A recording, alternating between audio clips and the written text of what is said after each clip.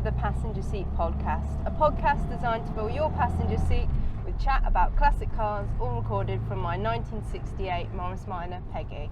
I'm Becca, and today I'm going to tell you all about the fantastic trip to Ireland that we took with the Morris Minor young members, and what a fantastic time we had over there, and how fantastically Peggy and all of the other Morris Minors performed whilst over there.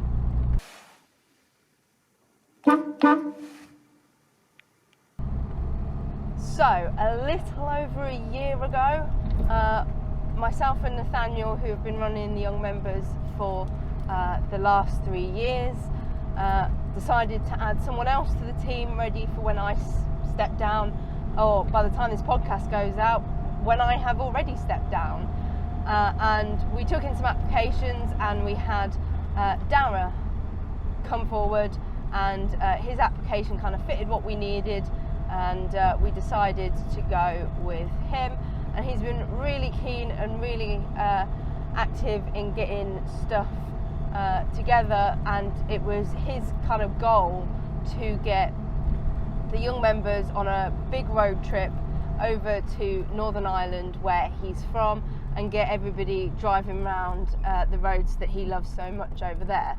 And so he's spent pretty much from when he started until it happened working really hard on that, finding some fantastic locations for everyone to go to, helping people sort out ferries and hotels and all of these things, and finding us some fantastic driving routes as well. So we've all been really excited about it and really looking forward to it. It was just that kind of edge of being a little bit worrisome, because it's quite a long way, there's quite a lot of investment in going, but also really exciting and fun, because taking your car on a ferry, getting to experience a new place, a new country, going on these big group drives, covering perhaps more miles than you usually would, all really exciting stuff.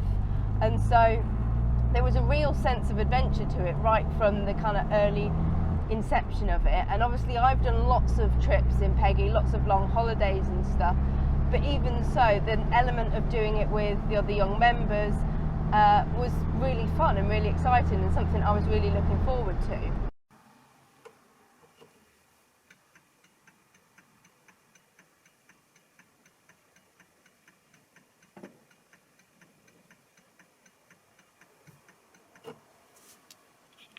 So we have to get from where I live over in the kind of Cambridgeshire area to, well, for the first day, which is the Friday, basically Belfast, which is quite a hike in itself. And Dara had planned kind of 4 days worth of stuff, but the reality is that for a lot of us, the actual getting there and making a bit more of it to get some kind of more value for money out of our ferries and stuff like that was also going to be make it a bit longer and add to the kind of sense of adventure for it. So we actually set off on Wednesday the 9th of April, which was incidentally my birthday, and we set off and made it to Birmingham for about lunchtime, stopped off, had some lunch, had a bit of a wander around, made use of all of the sorts of things that you get when you've got loyalty cards in various places on your birthday, in the bull ring and stuff. Nice little break and stop for us there, and then we were able to carry on and stop off with Jan and Tash in Conway, basically turning their home into our holiday home this year, and this was the first of those trips. And so we got there, and Peggy had performed pretty faultlessly and no issues or anything like that. Got there, were able to have some dinner, some caterpillar cake, and a nice relaxed evening not too far from our ferry, which was going from Holyhead to Dublin the following day. We get up in the morning, and Tash's mum has actually gone to do some art markets and stuff like that with some of Tash's art, and she's given us a warning that actually some of the roads that we're going to need to use to get to Holyhead have closed, and so we end up taking a bit of a detour, which works out quite well because it means we get to go over the Menai suspension bridge and some other quite bit more scenic routes than just the A55 all the way there. Accidentally kind of catch up a little bit with James, who is also there, and he has to pop off to go and buy a new airbed because he's camping the Thursday night when he gets over to Ireland, and his airbed was not doing very well from camping in Wales the night before. So he eventually meets us at the ferry port, and we're also joined by Michael and Dan, who have come from kind of Bedfordshire way. So we've got quite a lot of us going in on the Holyhead to Dublin ferry, but I think also that day Andy had set off from Liverpool to Belfast on the daytime ferry, and later that evening Elliot and Josh were coming in on the overnight ferry from Liverpool to Belfast, and Reese and Hazel had come in as foot passengers from, I can't remember the name of the Scottish port, to Belfast. So I think actually over the course of it, we used most of the available ferries because James ended up going home on the really south ferry that goes to South Wales as well. So we made use of all of the ferry options between us, and of course Dara lives over there, so for once he was able to go to an event that didn't involve getting on a ferry to bring his car. So we get to the ferry port, parked up, sitting there in the glorious sunshine, and we're thinking, this is just the way to start our holiday. It's absolutely fantastic weather. We're sat there enjoying the sunshine, waiting to be boarded on the ferry. We get loaded on the ferry and then have a great time exploring the ferry for 3 hours whilst we're crossing. They've got a really nice duty-free shop with lots of various bits of merchandise and Irish souvenirs and stuff like that. All the sort of stuff. A much smaller ferry than the one that we used for our trip over to the Netherlands 2 years ago now, but didn't kind of feel too wibbly wobbly or anything like that. It was still quite a smooth crossing, probably made better by the fact that the weather was reasonably nice as well. We get to Dublin, and the route there gives us the option to avoid tolls or go through tolls, and going through tolls I think cuts off quite a chunk of the options, and Michael tells us that actually one of them is the longest road tunnel in Europe. So obviously weird automotive stuff like that you've got to tick off if you're on a road trip. So you come out of the ferry port at the other end and almost immediately go into this tunnel, and I think it's like €12 to go through it. Unfortunately we didn't have to come back through it at the other end, so worth it to say we've done it, and yeah, probably again in future to cut out all of the driving in and around Dublin, worth doing if you're kind of trying to get out and about after the ferry port. Then for us it's a reasonably straightforward drive up to Carrickfergus. Dara had booked us into a place called the Dobbins Inn in Carrickfergus for the Friday night, and so we decided that we could probably book ourselves an extra night the first night that we were there, so that we were in the right sort of area for everyone, and it reduced us having to kind of keep moving hotels and stuff like that. So we get up there, managed to get ourselves parked right outside the hotel, which is fantastic, and get ourselves unloaded. The drive up was reasonably easy. We did quite a lot of the M1 in the kind of Republic side, and then quite a lot of the A1 in the north of, and quite a lot of the A1 in the Northern Ireland side. And if you know me, you know that the A1 is one of those roads that I find quite fascinating in the UK, so it was quite nice to see its counterpart over the Irish Sea, even if we didn't quite manage to do the full length of it, which was a little disappointing. But it was a reasonably smooth drive. We did at one point divert off to find some toilets, and it was quite nice to actually get off the motorway a little bit and see a little bit more of kind of Irish Ireland than just kind of motorways and hills, although they were incredibly well maintained roads and very beautiful scenery and stuff like that. And by the time that we got to Carrickfergus, since leaving the house the day before, we'd already covered kind of 400 odd miles, and so we were really already racking up the mileage on Peggy, and again hadn't had any issues, and she was doing reasonably well.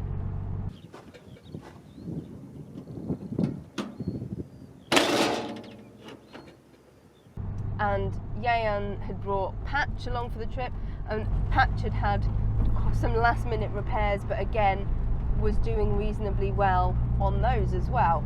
Had to take it a little bit more gently on the way up, just to kind of bed in a new head gasket and stuff, but all things considered, having literally finished working on the car in his case a couple of hours before he came round to Tash's the day before when we were there, typical young members stuff, all pretty good.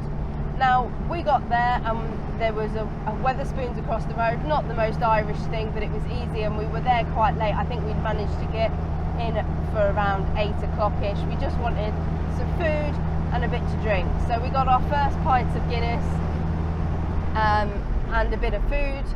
We're joined by Andy, who had come over on the ferry earlier that day and managed to get themselves to the area, and we had kind of a nice little chat and catch up, and we were thinking that we were supposed to be seeing Dara. Dara had said that he was planning on being there to meet us all first thing on the Friday morning, so was going to stay in Carrickfergus because he's actually from Derry way, so it'd make his day a little bit easier. But it got to kind of about 10 o'clock and we hadn't heard or seen anything from him, so I dropped him a message and said, "You're alright, like, we expected to see you tonight." Didn't hear anything. We ended up going back to our hotel rooms and finishing the caterpillar cake that we brought with us, a pretty well travelled caterpillar cake by that point, and got into bed. And literally just as we were getting into bed at about kind of 11:30, quarter to midnight kind of thing, Dara said, "Oh, don't think so," and I was like, "You're definitely not seeing us. We are getting into bed. Even if you get here in the next 10 minutes, you're not seeing us." And we were pretty intrigued, because if you don't follow Percy over on Instagram, there'll be lots of tagged photos, so you'll be able to find it. But Percy's had to have a bit of cosmetic surgery of late, and it was a little bit touch and go as to whether all of that would be completed in time for the Irish trip. And it really was touch and go. The following morning we have our breakfast and we get ourselves ready to head to our first stop, which is the Ulster Transport Museum.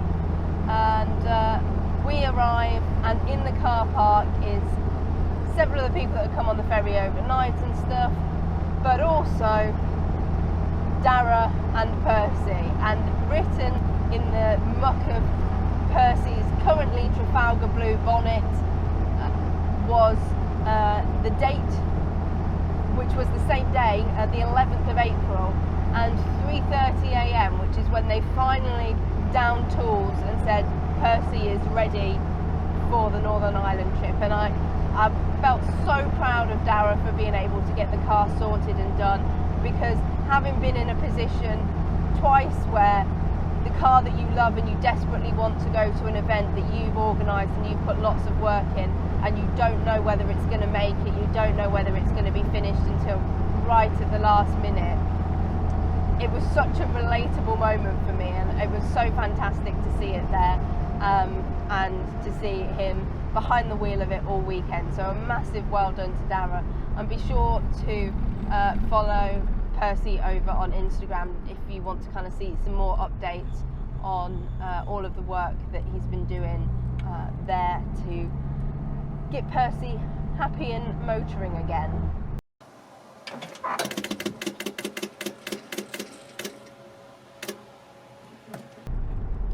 The Ultra Transport Museum was fantastic. It covered loads of stuff. You start off in a room of trains, you move on to a room on the Titanic and shipbuilding and stuff like that. And as one of the guides liked to tell us, that they actually own more Titanic related items than the Titanic experience, which is in Belfast. So if you are into your Titanic stuff, it's really fantastic.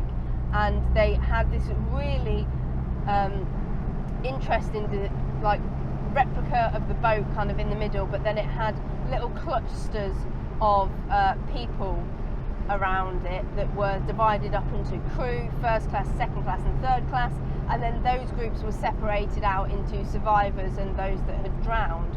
So you could really visualize the numbers of people that were involved in the Titanic sinking. And incidentally, we were there very close to the night that the Titanic sank, and in fact some people at the end of the trip were going home on a ferry on the night that the Titanic sank, which was quite interesting. But a really fascinating display there. You then go through into kind of buses and trams, which was great, and then into cars, where again a really helpful guide was really kind to let some of the young members sit in the cars that you're not usually allowed to get up close to, including the amphicar, which was fascinating and great to see kind of up close. And then down into their last exhibit, all things to do with inventions that have come from Northern Ireland. So it's stuff like the ejector seat, stuff like defibrillators in the back of ambulances, the DeLorean obviously, types of tractor, really interesting display, and lots of kind of interactive bits. And overall the museum was really good, and the staff there were so helpful and interesting. So if you are like looking for stuff to do over on an island trip, Dara picked really well there. It was a great start to the trip, and from there we did kind of a group drive to the Titanic Quarter, where Dara had arranged for us all to park on the slipways where the Titanic and the Olympic were built. And it was a great display. We were joined by some of the Northern Ireland branch as well, so it made quite a nice run of cars, because we between us had about 8 cars, although I think only 7 had come to the Titanic experience. And so to be joined by a few more cars and make a nice decent run of cars along the slipways was fantastic. And so the Titanic experience was there.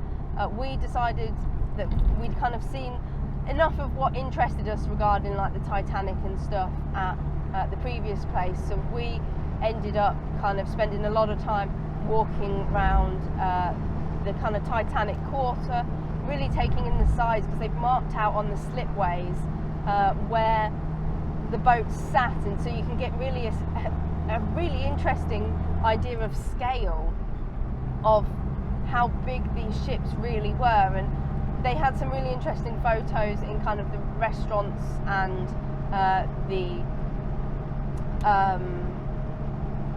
gift shop and stuff like that. So quite a lot of interesting stuff, and it was a glorious day.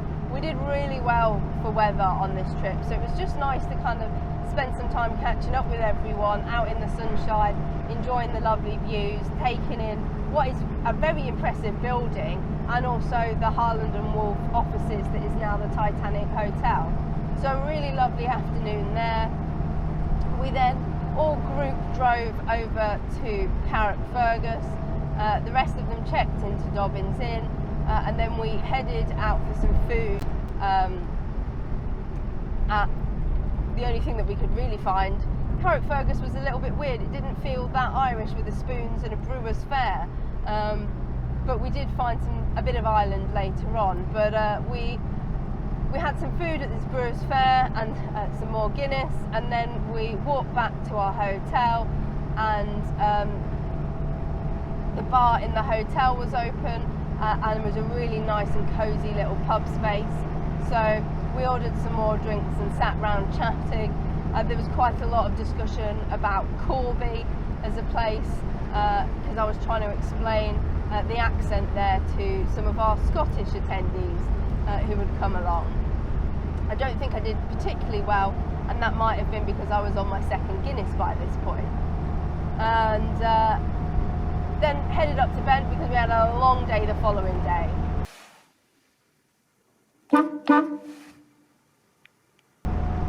The next day, having kind of recovered from most of our big drives to arrive and stuff like that, we had another day of a lot of driving.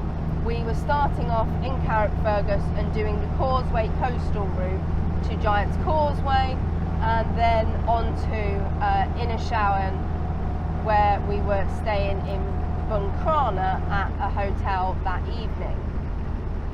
So we set off in a nice big group, really nice lineup of 8 of us, and have a really good start to the drive. But unfortunately, a very poorly announced and signposted, and even Google Maps didn't really know about it, road closure on part of the coastal road meant that some of us got diverted one way, some of us got diverted the other way. So we ended up, rather than in a nice line of 8 cars, 2 groups of 4, which ended up being perhaps a better idea and a little bit more manageable, because some roads, as we got closer to Tor Head, which was a nice little stop that we had planned, got quite hairy and quite steep, and quite you turn around a corner and oh, there's a really steep bit. And also, despite the fact that there was several signs saying that the roads were not suitable for such vehicles, an absolutely giant French camper van ended up coming in the opposite direction, and so we were kind of battling that at points as well. But it was a fantastic drive, and driving along the Irish coast like that is something really beautiful, and we got to see some absolutely glorious bits. I was really lucky because Tash and Yayan were behind me, and so Tash took some really nice photos of Peggy going through some particularly scenic parts, because as gorgeous as it is, sometimes just a photo over the bonnet from Jamie's side doesn't quite capture what a brilliant place you are in. So it's nice to get a couple of photos sometimes from someone behind you. We battled our way to Tor Head, and it was absolutely lovely there and quite windy, but we were all quite hungry by this point because of the diversions and stuff. We'd ended up getting there a little bit later than planned, and so once we'd got the other group of 4 caught up with us, we then headed on to Giant's Causeway, which was kind of another hour away, and got ourselves parked up. Darragh had organised for us to have all of the cars parked outside the front of a hotel there, and then us have lunch in the hotel before we went and explored the Giant's Causeway. So that was really nice. The Giant's Causeway was not at all what I was expecting. I was expecting the kind of stones to be about the size of like 4 people that could stand on them, but they really were kind of foot size. I think the name Giants, obviously coming from the story, had kind of confused me and made me think that the bits were really big. But it was really nice and quite a lovely day to just kind of sit there by the sea and take it all in. And it wasn't overly busy either, so that was quite nice. And yeah, some of them went on a bit more of an adventure. I had fallen over on the Titanic slipway, as apparently I tend to do these days at car events, and so it was decided that it was probably not the best idea for me to go vastly exploring up some dubious bits of I mean, they were official paths and stuff, but they were a little bit more challenging, and so I spent more time in the causeway with a few people that stayed behind, and then ended up going back up towards the hotel. interesting thing, if you are going and you don't plan on buying tickets to the visitor centre, etc., like we didn't, or paying the kind of National Trust car park prices, or even if you think, oh, I'm a National Trust member, I don't want the visitor centre tickets, but I can't, I just want to park kind of thing.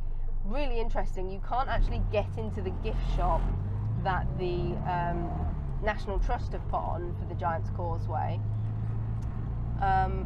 without tickets. It was really bizarre. So we were quite lucky that the hotel had a few little bits and pieces in there that we could have a look at and get any souvenirs that we wanted. But it was quite bizarre that you can't get into the gift shop without tickets, which was kind of weird. But then from there we drove on to a lovely little stop that had, it was basically a scenic viewing point car park that also had a trailer in it that served some absolutely fantastic ice cream. And so we sat there and we ate that, and before heading on to our hotel in Buncrana. And obviously during that period we entered into the Republic of Ireland. So lots of kind of border crossing, and it's really weird how easily it is, and how kind of your phone just kind of updates from miles per hour to kilometres per hour and stuff like that, and you sometimes hardly even notice, and then you go to a petrol station and it's in euros rather than in pounds and stuff. So some great driving on this day. And again, I think we were driving for something like five odd hours, and it was really good that it was all kind of tracked through Google Maps, and so I was able to get a good idea of all of the mileage that was covered on the trip. But yeah, overall a pretty decent run on this day, and we had a pretty good time, and great to kind of tick off one of those places that you kind of think, oh, I should probably go there one day with Giant's Causeway. On the Saturday night we had a fantastic evening in the Drift Inn, which I think was an old railway station, but now a pub that had quite a nautical theme, and some more Guinness and also some Murphys at this stop, and a really great evening just chatting and catching up and sharing stories and all the usual things that you do at these sorts of car events. So a great time.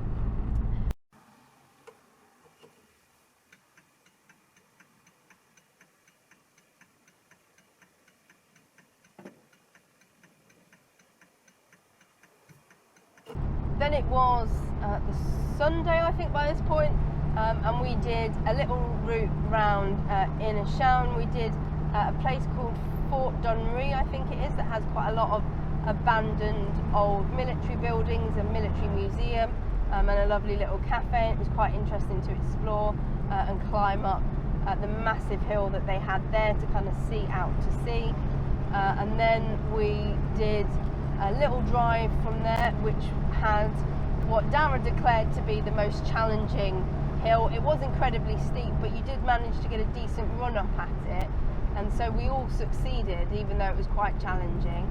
And whereas some of the hills that we'd done the previous day on the coastal road had been more challenging because you didn't necessarily know they were coming in different ways. So pretty interesting mix of the two drives, and then some more kind of challenging drives as we got up to a couple of scenic spots, grabbed some lunch, and then headed on up to Malin Head, and were able to kind of view out from there and see where they'd marked on the ground about the border between Ireland and Northern Ireland for air pilots during World War II, so that was quite interesting.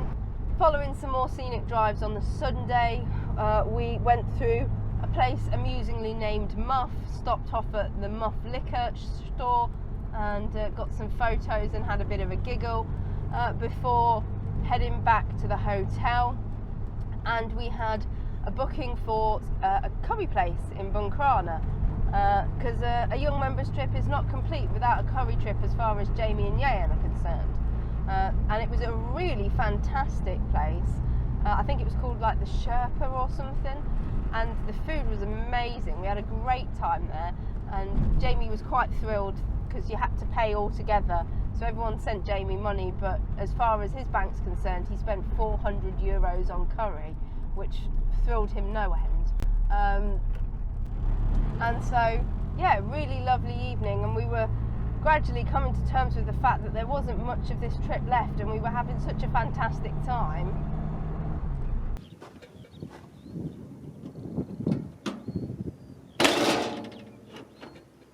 The following day after breakfast, it was head back over to Northern Ireland and back over towards the Belfast side for the Ulster Aviation Society, which was a really interesting walk round, and we had two fantastic guides, and they gave us lots of information about all the planes and also the aviation history within Ireland and Northern Ireland, and kind of explained how World War II and stuff worked, but also some of the use of aircraft in various other things that have happened since. And yeah, really interesting tour and talk, and it is located right next to the Maze prison, which has obviously got quite a history within Northern Ireland history and the Troubles and stuff like that. So it was kind of quite interesting to see that as well and drive past. We had something booked for the afternoon, but we'd ended up getting to the Ulster Aviation Society a little bit later than planned, but also the afternoon thing had ended up cancelling, unfortunately, because something had happened to someone in the guide's family and stuff. So we ended up ending the trip at a little Nando's nearby, Nando's with the lads, which was quite fun. We all managed to get nicely parked next to each other and descend all, I think it was 13, 14 of us, all descend on a Nando's to have a nice meal together before we headed all of our separate ways, because some people were getting the ferry that evening, so they went back to kind of the Titanic quarter for a bit to spend a bit of time before they got on their ferry. Some people, the walk-in foot passenger people on the ferry, had their ferry a little bit earlier, and so it was kind of wrapping up, and we finished up our Nando's, and with Yayan and Tash headed down to Swords, which is just north of Dublin, and stayed in a travel lodge there. We did go to a Premier Inn first, because I thought that's what I'd booked, and then got to the desk and realised that is not what we'd booked, so we then headed round the corner to the travel lodge, which was conveniently very close to a Lidl, so we were able to get some snacks and also your usual parkside essentials from the middle of Lidl, including a car creeper that obviously is what you go to Ireland for. And we picked up some Beamish stout, so I was able to say that not only did I have some stout on every day of this trip, but also every of the three kind of main types of stout that are available in Ireland. And we also ordered a spice bag to the rooms as well, because that was on kind of Jamie's hit list of food things that he wanted to try while he was in Ireland. Managed to get some more Barry's tea, because that was our favourite tea that we'd had in one of the hotels, and this hotel's tea was not quite up to spec. It wasn't Barry's essentially, and yeah, it was quite a successful haul in the Lidl. And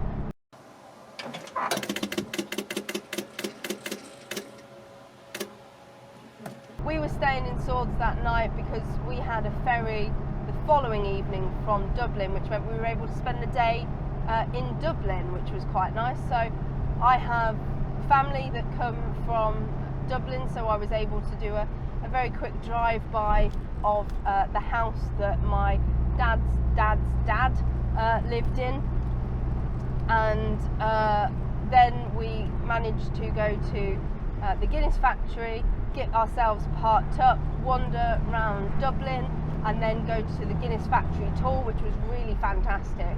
and really interesting. And even if you aren't massively into Guinness, it is quite interesting because they've got a big section about like the advertising and the marketing and stuff that surrounds it. So it was quite interesting anyway. But if you like Guinness, it's exceptionally good. And I managed to get my one goal, which was, well, I had two goals from this trip. It was to get a Guinness necklace, which I managed to get from the factory, and to get a Cladder ring with an Irish hallmark on it. So tick those off. But by this point, we were also kind of 800 odd miles into the trip, and nobody's cars had had any real issues.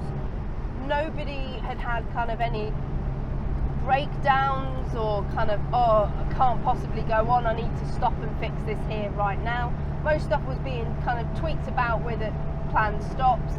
Peggy's brake lights had gone. If you have a Morris Minor and you know the brake light switches are crap, that brake light switch was only replaced in September for her MOT, and it had already gone. But luckily, Dara, being local, had some friends in the area, and the very wonderful Keith came along and happened to have a brake light switch that we were able to fit to Peggy in one of the hotel car parks, meaning that I wasn't going to have to be worried about that when we drove home. So we were doing really well, and just had a fantastic time in Dublin for the day. And it's definitely somewhere that I'd like to go back to and spend a little bit more time at some point, because just a lot of fun and really enjoyed it. And then it was time to kind of head to our ferry. We got our last bit of fuel to see us kind of hopefully home. It didn't quite make us home, but got on the ferry, and it was only like a 7 o'clock ferry, I think, but I decided that it was probably a good idea for me to get a bit of shut-eye and a bit of a nap, really, because I was planning on the other side. We did have the option of staying with Yen and Tash again, but the aim was to kind of, if I felt all right about it, just drive and make the most of the empty roads at night and just get home. So I slept for basically all the ferry. I think I woke up and ate some of the Capri Sun Lidl versions that we'd bought, and then went back to sleep again, but managed to sleep pretty well. My ability to sleep in almost any situation when needed, coming in really strong there. And then we just got to the other side. We did have to call by Yean's unit to pick up a bag of carbs for something that my dad's working on, and then it was a case of just absolutely driving through. And we stopped off at one lot of services on the M6, and it was a little bit weird because there was a lot of cars around with kind of car transporters, and they were empty, and the people looked a little bit dubious, so we didn't really leave Peggy unattended. We both kind of popped into the toilet in rotation, and then also grabbed our drinks and stuff in rotation as well, just because you hear all these stories, and we thought it would be ridiculous that at this point, when we were like 70 miles from home and we knew that we'd covered a pretty decent mileage by this point, if Peggy was just nicked. So we refueled ourselves there, completely forgot to look at the fuel gauge, and then had to stop a little bit further along on the A14 to actually fill Peggy up, because we'd forgotten about that and gone, oh actually, we've covered kind of 200 and something odd miles, we should probably take a break and have a stop. So we did, and it was quite nice to get home at around 5:30 in the morning. Again, no real traffic or anything. The A14 was thankfully open, and a decent run of it all, to be honest. And at the end of it, we had kind of annoyingly covered 1,096 miles, so close to it being 1098, so close. And to be honest, there probably was 2 miles here or there that didn't get recorded quite correctly with the flipping between kilometres and miles and stuff like that. But incredible, really, and I'm so proud of Peggy for doing such a long trip.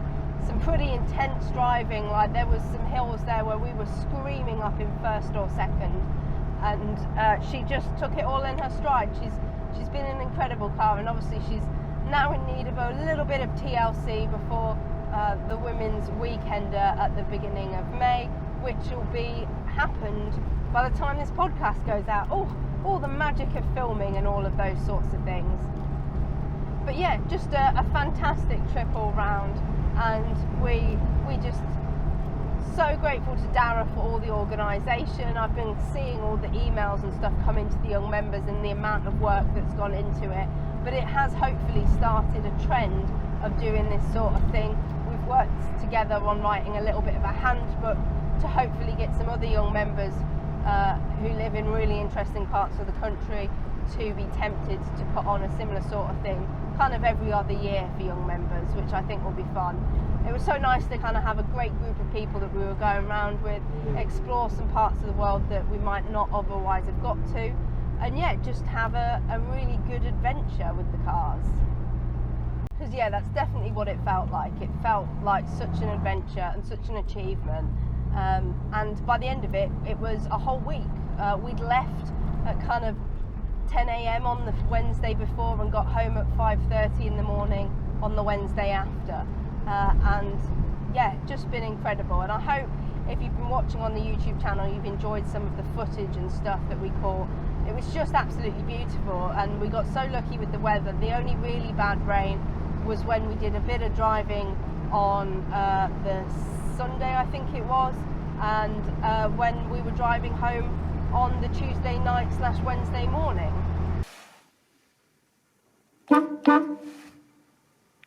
But overall, a fantastic time, and if you are a young member and you didn't go to this one, keep your eyes peeled for when they decide to do one maybe in a couple of years' time at somewhere else, because if you're keen to use your car but a bit nervous about going kind of longer distances, doing it with a group of people like this is great, because they will all pull together and help you out if there's a situation.